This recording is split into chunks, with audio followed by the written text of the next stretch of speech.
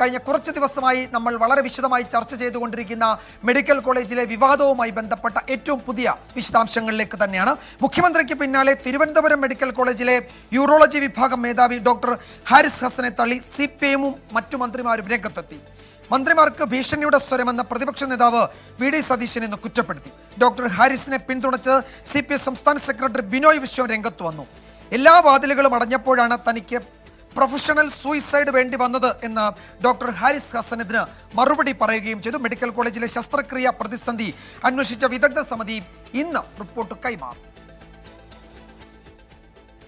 സത്യസന്ധൻ, ചേർത്തു നിർത്തും എന്നൊക്കെയായിരുന്നു ഡോക്ടർ ഹാരിസ് ഹസനുമായി ബന്ധപ്പെട്ട് കഴിഞ്ഞ ദിവസങ്ങളിൽ ആരോഗ്യമന്ത്രി വീണ ജോർജിന്റെ പ്രതികരണം. എന്നാൽ സർക്കാരിനെ വെട്ടിലാക്കിയ വിവാദത്തിൽ ഡോക്ടറെ വിമർശിച്ച് മുഖ്യമന്ത്രി ഇന്നലെ രംഗത്തെത്തി. പിന്നാലെ ഡോക്ടറെ വിമർശിച്ച് CPIM-ഉം മന്ത്രിമാരും രംഗത്ത്. ഡോക്ടർ ഹാരിസ് ഹസൻ പ്രതിപക്ഷത്തിന് ആയുധം നൽകിയെന്നാണ് കുറ്റപ്പെടുത്തൽ. എവിടെയെങ്കിലും ഒരു ചെറിയ പ്രശ്നം ഉണ്ടാകുമ്പോൾ അത് പർവ്വതീകരിച്ച് ഇനി ഇവിടെ അതേ ഇല്ല എന്ന് പറയുന്ന ഒരു പ്രത്യേക മാനസികാവസ്ഥയെ എന്താ പറയുക, എന്നിട്ട് അതിന്റെ ഭാഗമായിട്ട് സമരം നടത്തുക. രാജ്യത്തിന് മാതൃകയായിട്ടുള്ള പ്രവർത്തനമാണ് ആരോഗ്യമേഖല നടത്തുന്നത്. അതാർക്ക് നിഷേധിക്കാൻ കഴിയില്ല. എന്നാൽ പ്രതിപക്ഷത്തിന് പടി കൊടുക്കുന്ന ഒരു നിലപാട് സ്വീകരിച്ച ഡോക്ടറുടെ നടപടി അങ്ങേയറ്റം ഖേദകരമാണെന്നാണ് പറയാനുള്ളത്. എന്നാൽ ഡോക്ടറെ പിന്തുണച്ച CPI സംസ്ഥാന സെക്രട്ടറി ബിനോയ് വിശ്വം ഡോക്ടർ പറഞ്ഞതിൽ പ്രശ്നമില്ല. ആ ഡോക്ടർ ഉന്നയിച്ച വിഷയങ്ങളിൽ എന്തെങ്കിലും കുനിഷ്ടുള്ളതായിട്ട് എനിക്ക് തോന്നിയില്ല. കാര്യങ്ങൾ നേരെയാകണം എന്നുള്ള ഉദ്ദേശശുദ്ധിയ മാത്രമായിരിക്കാം ഡോക്ടർ ഹാരിസിനെ നയിച്ചതെന്നാണ് കാണേണ്ടത്.